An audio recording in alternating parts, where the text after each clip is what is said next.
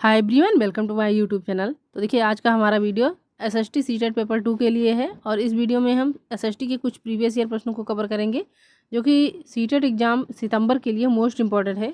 सो आप लोग वीडियो पर कंटिन्यू बने रहिए और अपने एग्जाम की तैयारी करते रहिएगा। तो आइए इसमें पहला वाला क्वेश्चन करते हैं। तो देखिए, पहला वाला क्वेश्चन है कि हमारा सौर परिवार निम्नलिखित में से किन खगोलीय पिंडों से बना है। चलिए भाई बताइएगा कि हमारा सौर परिवार जो है तो निम्नलिखित में से किन खगोलीय पिंडों से बना है। अब देखिए, पहले वाले ऑप्शन में कहा गया है ग्रह, उपग्रह, क्षुद्र ग्रह तथा सप्तऋषि से, या फिर ऑप्शन नंबर सेकंड है तारामंडल, ग्रह, सूर्य, उसके बाद देखिएगा ऑप्शन नंबर 3 है कि उपग्रह, ग्रह, ध्रुव तारा, या फिर सूर्य, ग्रह, उपग्रह, क्षुद्र ग्रह और उल्का पिंड से।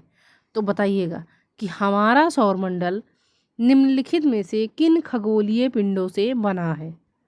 4 ऑप्शन हो गए। अब बताइएगा कौन सा सही है। तो देखिए, अगर आप ऑप्शन नंबर 4 पे जा रहे हैं तो बिल्कुल सही जा रहे हैं, क्योंकि इसका सही उत्तर हो जाएगा सूर्य, ग्रह, उपग्रह, क्षुद्र ग्रह और उल्का पिंड। सो इस क्वेश्चन का करेक्ट आंसर हो जाएगा ऑप्शन नंबर 4। आप देखिए अगला वाला क्वेश्चन।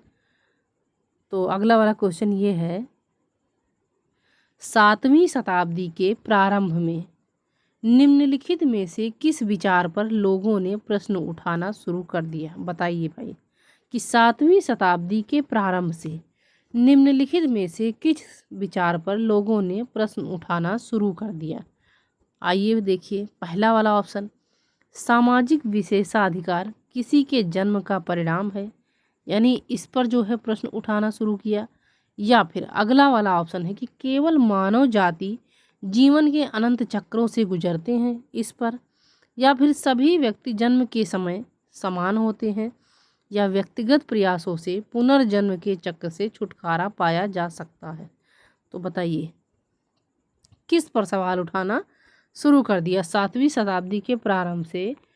तो इसमें कहा गया क्वेश्चन में कि निम्नलिखित में से किस विचार पर लोगों ने प्रश्न उठाना शुरू कर दिया।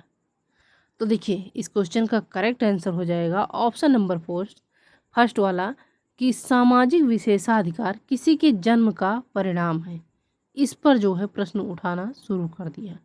तो सही उत्तर हो जाएगा इस क्वेश्चन का ऑप्शन नंबर 1। अगला वाला क्वेश्चन देखिएगा। तो अगला वाला क्वेश्चन है कि तमिल कृत पेरिया पुराणम हमें किसके बारे में जानकारी प्रदान करती है। पहला वाला ऑप्शन है सिपाहियों और अन्य सैन्य जनरलों के बारे में, या सेकंड वाला ऑप्शन है कि राजाओं और रानियों के बारे में, या ऑप्शन नंबर 3 है कि विद्वानों और कवियों के बारे में, या ऑप्शन नंबर 4 है कि साधारण पुरुषों और महिलाओं के बारे में। बताइए कि तमिल कृत पेरिया पुराणम हमें किसके बारे में जानकारी प्रदान करती है। तो देखिए, इस क्वेश्चन का करेक्ट आंसर हो जाएगा साधारण पुरुषों और महिलाओं के बारे में। So option number 4 is right answer. आगे आइए देखिए अगला वाला क्वेश्चन। देखिएगा अगला वाला क्वेश्चन, स्त्री पुरुष तुलना नामक पुस्तक की रचना निम्नलिखित में से किस सुधारक के द्वारा की गई थी। बताइए, बहुत ही इंपॉर्टेंट क्वेश्चन है कि स्त्री पुरुष तुलना नामक एक पुस्तक है और इस पुस्तक की रचना किस सुधारक के द्वारा की गई थी। तो ऑप्शन देखिए, ईवी रामा स्वामी नायकर, यानी ईवी रामा स्वामी नायकर को तो इनकी उपाधि मिली है पेरियार, इनके द्वारा की गई, या फिर पंडिता रमाबाई के द्वारा, या अगला वाला क्वेश्चन देखिएगा ऑप्शन नंबर 3 वाला, देखिए कि वीरासलिंगम पुंतलु के द्वारा, या नेक्स्ट है ताराबाई शिंदे के द्वारा। बताइएगा। तो देखिए, स्त्री पुरुष तुलना नामक पुस्तक की रचना तो ये की गई ताराबाई शिंदे के द्वारा। करेक्ट आंसर इसका हो जाएगा ऑप्शन नंबर 4। अब चलिए देखिएगा अगला वाला क्वेश्चन, पहाड़ी क्षेत्रों में अब रेल मार्ग का विस्तृत निर्माण हो रहा है, अति उपयुक्त कारण का चयन कीजिए। सबसे उपयुक्त कारण आपको बताना है कि क्यों जो है पहाड़ी क्षेत्रों में अब रेल मार्गों का विस्तृत निर्माण हो रहा है। तो सबसे उपयुक्त कारण आपको बताना है। पहला वाला ऑप्शन है इसे संभव करने के लिए उन्नत प्रौद्योगिकी का विकास हुआ, या फिर ऑप्शन नंबर सेकंड है कि पहाड़ों में रेल मार्गों का निर्माण आसान होता है। तो बताइए, आसान होता है? बिल्कुल नहीं होता है। अगला देखिए, पर्वतों का अत्यधिक क्षरण हुआ है, इस कारण जो है तो रेल मार्गों का निर्माण हो रहा है, या फिर ऑप्शन नंबर फोर्थ है कि पहाड़ी लोग रेल मार्गों को बना रहे हैं। बताइए सबसे सटीक आंसर कौन सा होगा, सबसे करेक्ट आंसर बताइएगा। तो देखिए, पहाड़ी क्षेत्रों में अब रेल मार्गों का विस्तृत निर्माण हो रहा है। अब इसमें अति उपयुक्त कारण आपको बताना है। तो देखिए, इसे संभव करने के लिए उन्नत प्रौद्योगिकी का विकास हुआ है। तो करेक्ट आंसर इसका हो जाएगा ऑप्शन नंबर फर्स्ट। अब आइए देखिएगा अगला वाला क्वेश्चन। अभिकथन ए तथा कारण आर का ध्यानपूर्वक अध्ययन कीजिए और क्वेश्चन का उत्तर देना है। तो अभिकथन ए देखिए क्या है कि दादा भाई नौरोजी जो कि भारतीय राष्ट्रीय कांग्रेस के बड़े नेता थे, कभी भी भारतीय राष्ट्रीय कांग्रेस के अध्यक्ष नहीं बने।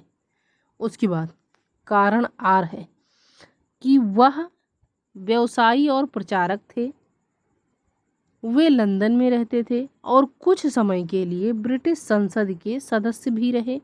अब निम्नलिखित में से सही विकल्प चुनिए। तो देखिए, सबसे पहले अभिकथन कि दादा भाई नौरोजी जो कि भारतीय राष्ट्रीय कांग्रेस के बड़े नेता थे, जी हाँ थे।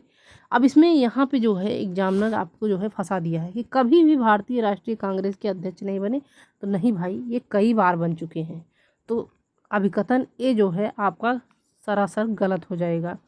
यहाँ पे यहीं से जो है क्वेश्चन मोड़ दिया गया है। देखिएगा कि वे कभी भी भारतीय राष्ट्रीय कांग्रेस के अध्यक्ष नहीं बने। तो नहीं भाई, कई बार वो बने हैं। अब देखिए आर कि वह व्यवसायी और प्रचारक थे और वे लंदन में रहते थे और कुछ समय के लिए ब्रिटिश संसद के सदस्य भी रहे। अब निम्नलिखित में से सही विकल्प चुनना है। तो देखिए, ए तो गलत हो जाएगा, ए गलत है किंतु आर सही है। सो करेक्ट आंसर हो जाएगा आपका ऑप्शन नंबर फर्स्ट। अब आइए देखिए अगला वाला क्वेश्चन।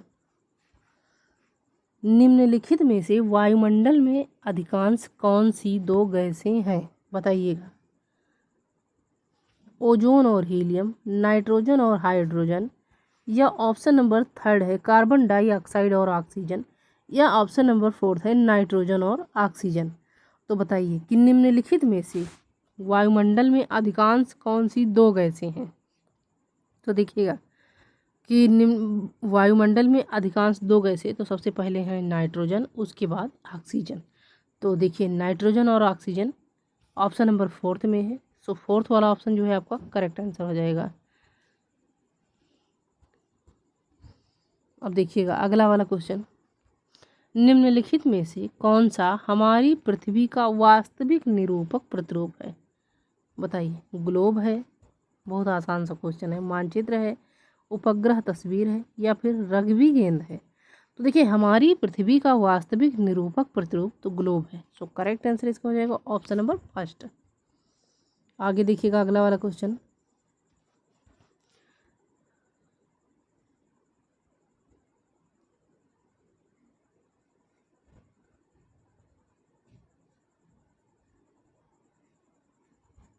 देखिए, 1929 में बाल विवाह निषेध अधिनियम पारित किया गया और इस अधिनियम के अनुसार पुरुष तथा महिला के लिए शादी की न्यूनतम आयु क्रमशः कितनी रखी गई? बताइएगा। पहला वाला ऑप्शन है 17 वर्ष तथा 15 वर्ष, यानी लड़कों की 17 वर्ष और लड़कियों की 15 वर्ष, या लड़कों की 20 वर्ष लड़कियों की 18 वर्ष, या ऑप्शन नंबर 3 है कि लड़कों की 18 वर्ष तथा लड़कियों की 16 वर्ष, या लड़कों की 21 वर्ष तथा लड़कियों की 18 वर्ष। बताइए। तो देखिए, जब 1929 में बाल विवाह अधिनियम निषेध पारित किया गया तो इस अधिनियम के अनुसार पुरुष तथा महिला के लिए शादी की न्यूनतम आयु जो रखी गई तो वो रखी गई 18 तथा 16 वर्ष। ध्यान रखिएगा, लड़कों की आयु रखी गई 18 वर्ष और लड़कियों की रखी गई 16 वर्ष। तो करेक्ट आंसर इसका हो जाएगा ऑप्शन नंबर 3। अब देखिएगा अगला वाला क्वेश्चन। गेहूं और जौ जैसी फसलें उगाने के सर्वप्रथम साक्ष्य निम्नलिखित में से किस स्थान में मिले हैं? अब सही विकल्प का चुनाव कीजिए। तो बताइएगा कि गेहूं और जौ जैसी फसलें जो है तो सर्वप्रथम कहाँ उगाई गई और इसके साक्ष्य कहाँ पर मिले हैं? तो पहला वाला ऑप्शन है कि नीलगिरी की पहाड़ियाँ, गारो पहाड़ियाँ, मालाबार की पहाड़ियाँ या फिर सुलेमान और किरथर की पहाड़ियाँ। तो देखिए कि सर्वप्रथम गेहूं तथा जौ जैसी फसलें उगाने के सर्वप्रथम साक्ष्य तो ये मिले हैं सुलेमान और किरथर की पहाड़ियों में। सो करेक्ट आंसर इसका हो जाएगा ऑप्शन नंबर 4। आगे देखिए अगला वाला क्वेश्चन। पवन सड़क पर गिरी सूखी पत्तियों को उड़ा देती है और यह पवन किसके द्वारा बहती है? बताइए कि पवन सड़क पर गिरी सूखी पत्तियों को उड़ा देती है। अब बताइए कि यह पवन किसके द्वारा बहती है? तो ऑप्शन नंबर फर्स्ट है कि पौधों और जीव जंतुओं की गति से, या उच्च दाब क्षेत्र से निम्न दाब क्षेत्र की ओर वायु की गति के द्वारा, या निम्न दाब क्षेत्र से उच्च दाब क्षेत्र की ओर वायु की गति के द्वारा, या ऑप्शन नंबर 4 है कि संघनित वायु की गति से। तो देखिएगा इस क्वेश्चन का राइट आंसर हो जाएगा कि उच्च दाब क्षेत्र से निम्न दाब क्षेत्र की ओर वायु की गति के द्वारा। तो करेक्ट आंसर इसका हो जाएगा ऑप्शन नंबर 2। आगे देखिएगा अगला वाला क्वेश्चन। अभिकथन ए तथा कारण आर को ध्यानपूर्वक अध्ययन कीजिए। अब अभिकथन ए देखिए क्या है कि 1960 में द्विभाषी बम्बई प्रांत को मराठी और गुजराती भाषी लोगों के लिए 2 अलग अलग राज्यों में बांटा गया। उसके बाद में है कि 1966 में पंजाब का भी विभाजन 2 राज्यों में हुआ, पंजाब पंजाबी भाषियों के लिए और हरियाणा हरियाणवी के लिए या हिंदी बोलने वालों के लिए। तो निम्नलिखित में से सही विकल्प का चुनाव करना है। तो देखिए पहला वाला ऑप्शन है कि ए असत्य है किंतु आर सत्य है, या सेकंड है कि ए और आर दोनों सत्य हैं तथा आर ए की सही व्याख्या करता है, या देखिए ऑप्शन नंबर 3 है कि ए और आर दोनों सत्य हैं किंतु आर ए की सही व्याख्या नहीं करता है, या ए सत्य है किंतु आर असत्य है। बताइए। तो देखिए कि 1960 में द्विभाषी बम्बई प्रांत को मराठी और गुजराती भाषी लोगों के लिए 2 अलग अलग राज्यों में बांटा गया। तो ए सत्य है, ये तो सत्य है। उसके बाद देखिए कि 1966 में पंजाब का भी विभाजन 2 राज्यों में हुआ, पंजाब पंजाबी भाषियों के लिए और हरियाणा हरियाणवी या हिंदी बोलने वालों के लिए। तो ये भी सही है, लेकिन क्या है कि जो है ए आर की सही व्याख्या नहीं करता है, क्योंकि यहाँ पे देखिए तो मराठी और गुजराती भाषा की बात हो रही है और यहाँ पे पंजाबी और हरियाणी भाषा की बात हो रही है। तो ये जो है दोनों सत्य हैं, किंतु ए जो है आर की सही व्याख्या नहीं करता है। तो देखिए इस क्वेश्चन का करेक्ट आंसर हो जाएगा ऑप्शन नंबर 3 कि ए और आर दोनों सत्य हैं किंतु आर ए की सही व्याख्या नहीं करता है। तो राइट आंसर इसका हो जाएगा ऑप्शन नंबर 3। आगे देखिए अगला वाला क्वेश्चन। वे रोग जो एक व्यक्ति से दूसरे व्यक्ति को जल भोजन वायु इत्यादि से फैलता है उसे हम डाँट कहते हैं। यानी ऐसे रोग को हम कौन सा रोग कहते हैं? जन्मजात रोग, आनुवांशिक रोग, या फिर संक्रामक रोग, या अगला ऑप्शन है उपार्जित रोग। तो देखिए कि वे रोग जो एक व्यक्ति से दूसरे व्यक्ति को जल भोजन वायु इत्यादि से फैलते हैं, तो देखिए इस तरह के रोग को हम संक्रामक रोग कहते हैं। राइट आंसर इसका हो जाएगा ऑप्शन नंबर 3। आगे देखिएगा अगला वाला क्वेश्चन। कथन ए तथा बी को ध्यानपूर्वक पढ़िए। अब देखिए कि 1770 में बंगाल में एक भयानक अकाल में लगभग 1 करोड़ लोगों को मार डाला। बी है कि इस अकाल में बंगाल की 1/3 जनसंख्या खत्म हो गई। तो देखिए ये दोनों सत्य होगा। देखिएगा कि 1770 में बंगाल में एक भयानक अकाल पड़ा था और इसमें क्या हुआ था कि लगभग 1 करोड़ लोगों को मार डाला। इस अकाल ने जो है तो 1 करोड़ लोगों को मार डाला। और इस अकाल में तो बंगाल की 1/3 जनसंख्या खत्म हो गई थी। जी हाँ, बिल्कुल ये दोनों सही है। तो देखिए ये दोनों जो है किस ऑप्शन में है, तो ए तथा बी जो है दोनों सत्य है। सो करेक्ट आंसर इसका हो जाएगा ऑप्शन नंबर सेकंड। अगला क्वेश्चन देखिएगा। अगला वाला क्वेश्चन ये है कि निम्नलिखित में से कौन सा कथन वर्तमान समय के संसाधन उपलब्धता के संदर्भ के साथ सतत पोषणीय विकास में सहायता करता है, बताइएगा। संसाधनों के उपभोग को घटाना, उसके बाद सेकंड वाला ऑप्शन है संसाधनों के उपयोग में वृद्धि। तो देखिए उपयोग में वृद्धि आपको ये नहीं करना है भाई, आपसे क्वेश्चन में यही तो पूछा जा रहा है कि निम्नलिखित में से कौन सा कथन वर्तमान समय के संसाधन उपलब्धता के संदर्भ के साथ सतत पोषणीय विकास में सहायता करता है। तो क्या होगा कि संसाधनों के उपयोग में वृद्धि, ये तो होगा नहीं, इसको काट दीजिएगा। देखिए उसके बाद देखिए थर्ड है संसाधनों का पुनः चक्रण और वस्तुओं का पुनः उपयोग। तो ये तीनों हो जाएगा, यानी ए सी और डी। तो देखिए ए सी और डी किस ऑप्शन में है, देखिएगा यहाँ पे ए सी और डी। ए सी और डी जो है तो ऑप्शन नंबर सेकंड में है। सो आपका करेक्ट आंसर हो जाएगा ऑप्शन नंबर सेकंड। आगे देखिएगा अगला वाला क्वेश्चन। तो अगला क्वेश्चन है भारतीय उपमहाद्वीप में गंगा ब्रह्मपुत्र द्रोणी की व्याख्या करने वाले कथन का चयन कीजिए। तो पहला वाला ऑप्शन है कि इस प्रदेश में शंकुधारी वन उगते हैं। सेकंड है कि यह द्रोणी उपोष्ण में स्थित है। उसके बाद ऑप्शन नंबर सी है कि इस क्षेत्र की जलवायु मुख्यतः मानसूनी है। और डी है कि द्रोणी क्षेत्र में विभिन्न प्रकार की स्थलाकृतियां हैं।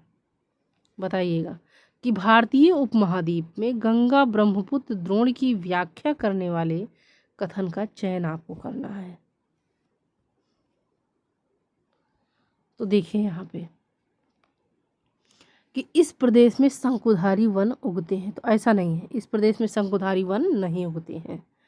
और यह द्रोणी उपोष्ण में स्थित है, तो ये सही हो जाएगा।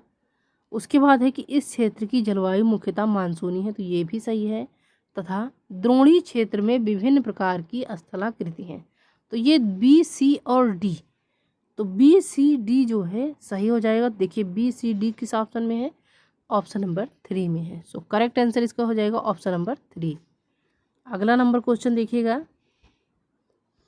कि पृथ्वी पर उष्णकटिबंधीय क्षेत्र वाले सबसे अधिक ऊष्मा प्राप्त करते हैं, क्योंकि क्यों करते हैं भाई, कि पृथ्वी पर उष्णकटिबंधीय क्षेत्र वाले जो लोग होते हैं वो सबसे अधिक ऊष्मा प्राप्त करते हैं, तो ऐसा क्यों। ऑप्शन नंबर फर्स्ट है यहाँ सूर्य की किरणें तिरछी होती हैं इस वजह से, या यह स्थल रुद्ध है इस वजह से, या अगला ऑप्शन है कि यह महासागरों से घिरा है इस वजह से, या दोपहर का सूर्य ठीक सिर के ऊपर होता है।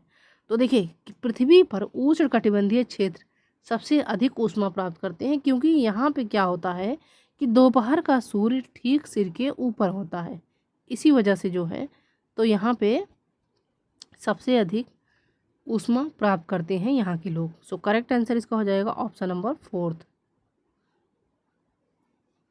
अब अगला क्वेश्चन देखिए,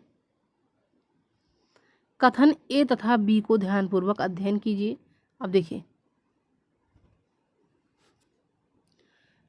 पहला है वेद समाज की स्थापना 1864 में मद्रास में हुई थी। उसके बाद में है बी वाला कि वेद समाज आर्य समाज से प्रेरित था। तो बताइए आर्य समाज से प्रेरित था? नहीं भैया, वेद समाज जो था तो वो ब्रह्म समाज से प्रेरित था। यहीं पे जो है गलत कर दिया गया है, आपको बहुत ध्यान से आंसर करना है। वेद समाज किससे प्रेरित था? तो ब्रह्म समाज से। तो ए सही हो जाएगा, किंतु जो है बी गलत होगा। तो देखिए ए सही है किंतु बी गलत है, तो पहले में तो है नहीं, देखिए यहाँ पे। उसके बाद सेकंड है कि ए तथा बी दोनों सत्य हैं, ए तथा बी दोनों असत्य हैं, या ए सत्य है किंतु बी असत्य है। देखिए ये जो है आंसर दिया गया है आपका ऑप्शन नंबर 4 में, ए सत्य है किंतु बी असत्य है, क्योंकि वेद समाज आपका जो है तो ये आर्य समाज से नहीं प्रेरित था, ये ब्रह्म समाज से प्रेरित था। आगे देखिए अगला क्वेश्चन, कथन ए तथा बी का ध्यानपूर्वक अध्ययन कीजिए। अब देखिए यहाँ पे फिर जेम्स मिल ने 1817 में ए हिस्ट्री ऑफ ब्रिटिश इंडिया को 3 भागों में प्रकाशित किया। देखिए यहाँ पे, और इसमें इन्होंने भारतीय इतिहास को 3 कालखंडों में बांटा, प्राचीन, मध्य और आधुनिक।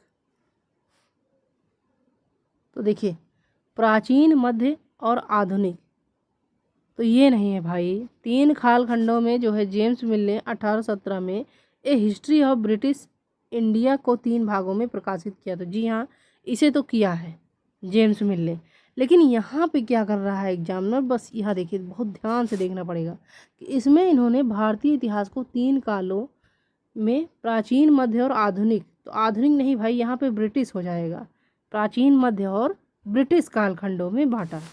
तो देखिए ए सत्य है किंतु बी असत्य हो जाएगा, इसी की वजह से, आधुनिक की वजह से। अगर यहाँ पे ब्रिटिश होता तो इसका जो है इस क्वेश्चन का करेक्ट आंसर हो जाता। तो देखिए ए असत्य है किंतु बी सत्य है, ए तथा बी दोनों सत्य है, ए तथा बी दोनों असत्य है, या ए सत्य है किंतु बी असत्य है। तो जी हाँ, ए सत्य है किंतु बी असत्य है। तो करेक्ट आंसर इसका हो जाएगा ऑप्शन नंबर 4। अगला नंबर क्वेश्चन देखिएगा, अभिकथन ए तथा कारण आर का ध्यानपूर्वक अध्ययन कीजिए, फिर दिया गया है। अब अभिकथन ए देखिएगा क्या है कि जनजातियों की संस्कृति परंपराएं जिसमें उनकी भाषा तथा संगीत भी शामिल है और बहुत समृद्ध तथा विशिष्ट होती है। उसके बाद में है कारण आर, क्योंकि अगर समझ में नहीं आता है आपको पेपर में तो यहाँ कर दीजिए क्योंकि। क्योंकि जमीन, जंगल, घास के मैदान तथा जल पूरे कुनबे की संपत्ति मानी जाती है और जिसका उपयोग सभी एक साथ मिलजुल कर करते हैं। तो जी हाँ, बिल्कुल करते हैं कि जनजातियों की संस्कृति परंपराएं जिसमें उनकी भाषा तथा संपत्ति भी शामिल है और बहुत समृद्ध तथा विशिष्ट होती है। जी भाई हाँ, बिल्कुल होती है, क्योंकि जमीन, जंगल, घास के मैदान तथा जल पूरे कुनबे की संपत्ति मानी जाती है जिनका उपयोग सभी एक साथ मिलजुल कर करते हैं।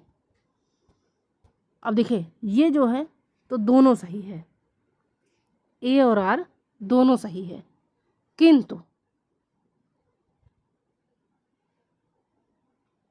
आपकी यहाँ पे व्याख्या नहीं हो रहा है कि ए और आर जो है दोनों सही है किंतु आर ए की सही व्याख्या नहीं कर रहा है। तो देखिए इस क्वेश्चन का राइट आंसर हो जाएगा ऑप्शन नंबर 3। यहाँ पे सही तो दोनों दिया गया है किंतु एक दूसरे की सटीक व्याख्या नहीं है। सो करेक्ट आंसर इसका हो जाएगा ऑप्शन नंबर 3। आगे देखिए अगला क्वेश्चन, डाट डाट के कारण लद्दाख को छोटा तिब्बत भी कहते हैं।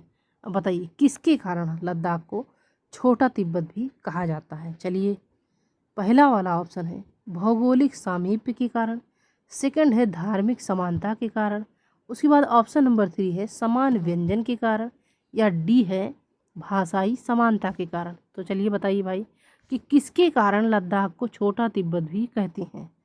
तो देखिए धार्मिक समानता के कारण, समान व्यंजन के कारण और भाषाई समानता के कारण लद्दाख को छोटा तिब्बत भी कहा जाता है। सो देखिए यहाँ पे भौगोलिक सामीप्य जो है तो ये नहीं होगा। तो इस क्वेश्चन का करेक्ट आंसर हो जाएगा बी, सी और डी। बी, सी और डी देखिए किस ऑप्शन में है, तो देखिएगा कि बी, सी, डी ये जो है ऑप्शन नंबर 3 में है।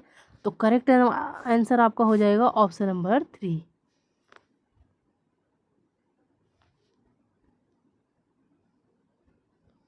अब आइए देखिएगा अगला वाला question, Hindustan socialist Republican association HSRA के बारे में निम्नलिखित में से कौन सा कथन सही नहीं है। बताइए। पहला ऑप्शन है कि HSRA के सदस्यों ने सैंडर्स नामक पुलिस अफसर की हत्या की।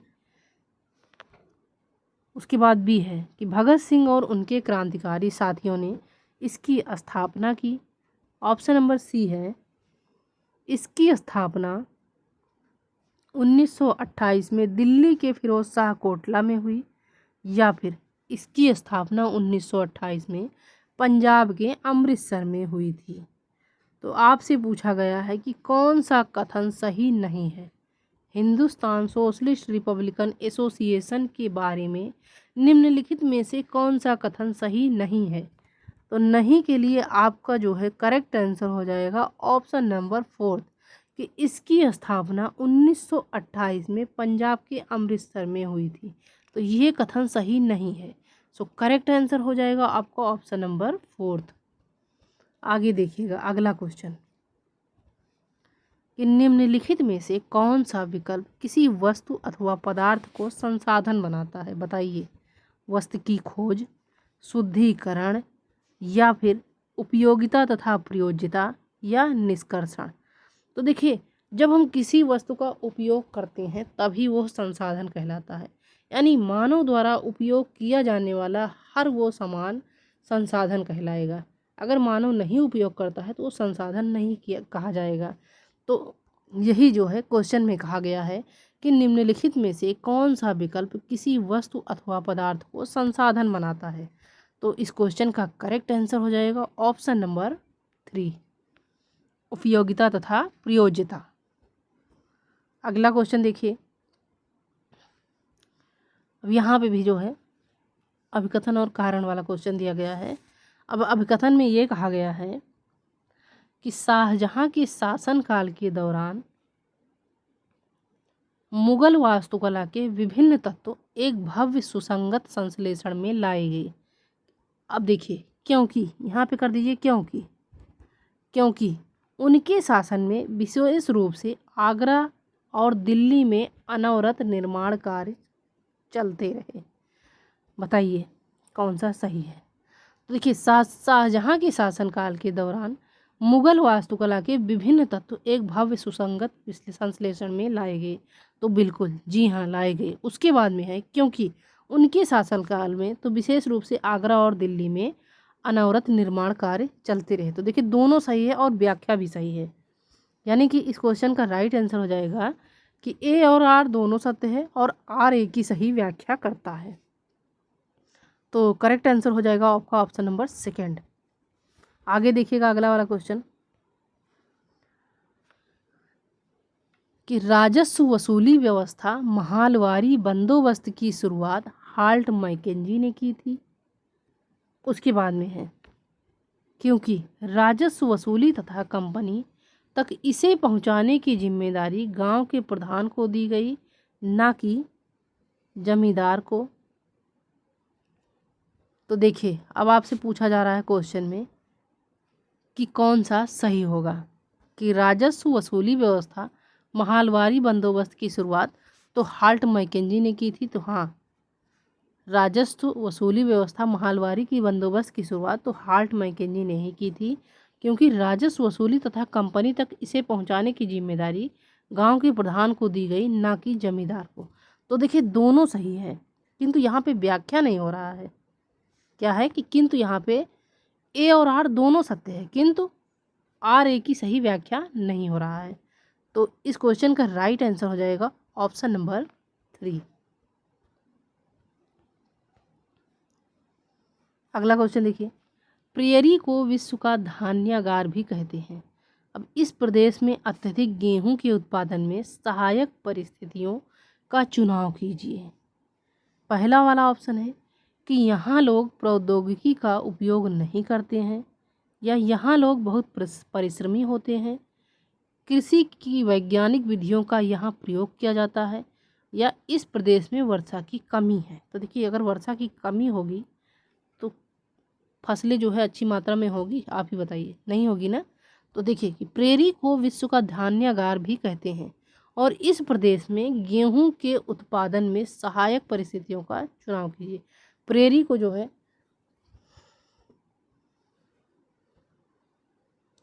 अब इस परिस्थितियों में जो है तो सहायक उत्पादन का चुनाव आपको करना है। क्या होगा, तो यहाँ के लोग प्रौद्योगिकी का उपयोग नहीं करते हैं, तो ये तो होगा नहीं।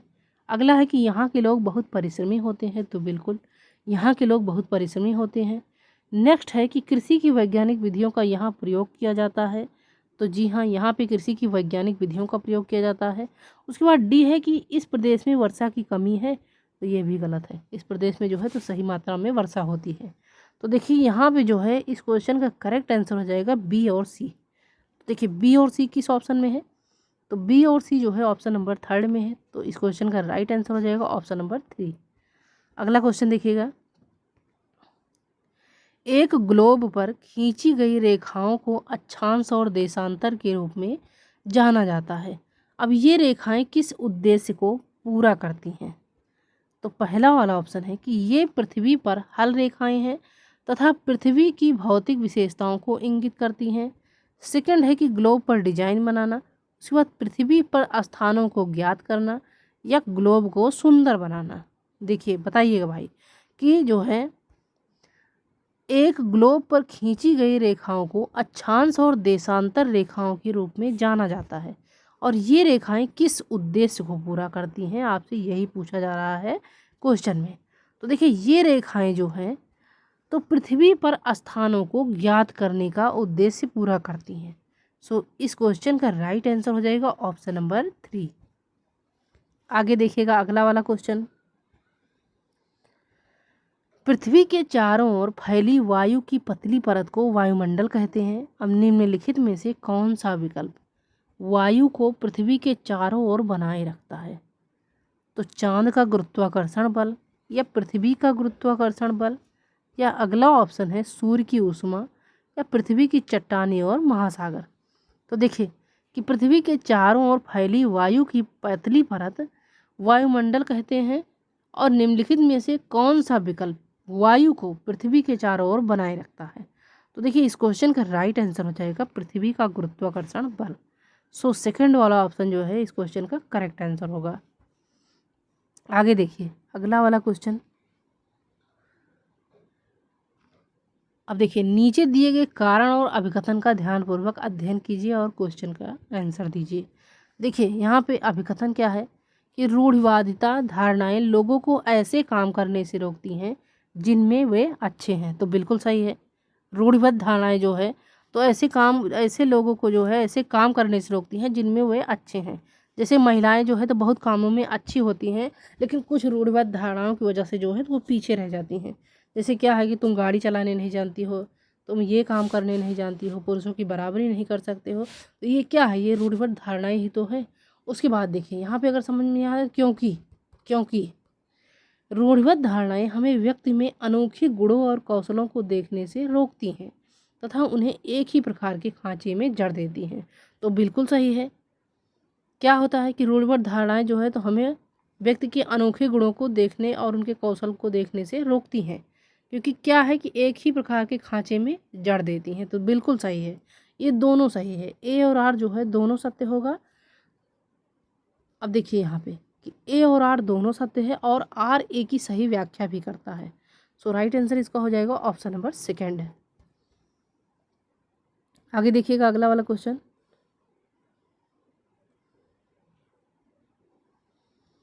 देखिए भारत और बांग्लादेश पटसन यानी जूट, पटसन को क्या कहते हैं, जूट के अग्रणी उत्पादक हैं। पटसन की वृद्धि को बल प्रदान करने वाले कथनों का चयन कीजिए, बताइए। तो पहला वाला ऑप्शन है यह जलोढ़ मृदा में अच्छे ढंग से विकसित होता है। उसके बाद बी है कि इसे उच्च तापमान की आवश्यकता होती है, या फिर इसे निम्न तापमान और निम्न वर्षा की आवश्यकता होती है, या डी वाला ऑप्शन है कि इसे भारी वर्षा और आर्द्रता की आवश्यकता होती है। अब आपको सही विकल्प यहाँ पे जो है तो ए बी सी डी का ऑप्शन दिया गया है, आपको यहाँ पे भी जो है सही विकल्प का चुनाव करना है। तो देखिए यहाँ पे कि यह जलोढ़ मृदा में अच्छे ढंग से होती है, यानी जूट की फसल जो है तो किस मृदा में अच्छे ढंग से होती है, तो जलोढ़ मृदा में, बिल्कुल सही है। उसके बाद इसे उच्च तापमान की आवश्यकता होती है, तो नहीं भाई, इसे उच्च तापमान की आवश्यकता नहीं होती है। नहीं, देखिए इसे उच्च तापमान की आवश्यकता होती है। पटसन की खेती के लिए जो है तो उच्च तापमान की आवश्यकता होती है। यह जलोढ़ मृदा में अच्छे ढंग से होती है, तो बिल्कुल होती है, और इसे उच्च तापमान की आवश्यकता होती है, तो हाँ जी हाँ बिल्कुल होती है। आगे देखिए कि इसे निम्न तापमान और निम्न वर्षा की आवश्यकता होती है। नहीं भाई, निम्न तापमान और निम्न वर्षा की आवश्यकता नहीं होती है यहाँ पे। उसके बाद है कि इसे भारी वर्षा और आर्द्रता की आवश्यकता होती है। तो जी हाँ, इसे भारी वर्षा और आर्द्रता की आवश्यकता होती है। तो सही उत्तर इसका हो जाएगा ए, बी और डी। सी जो है तो इस क्वेश्चन का आंसर नहीं होगा। तो देखिए ए, बी, डी जो है किस ऑप्शन में है, देखिएगा यहाँ पे पहले में तो नहीं है, सेकंड में भी नहीं है, उसके बाद थर्ड में देखिए ए, बी, डी। तो जी हाँ, ऑप्शन नंबर सी जो है इस क्वेश्चन का राइट आंसर होगा। ए, बी और डी जो है सही हो जाएगा।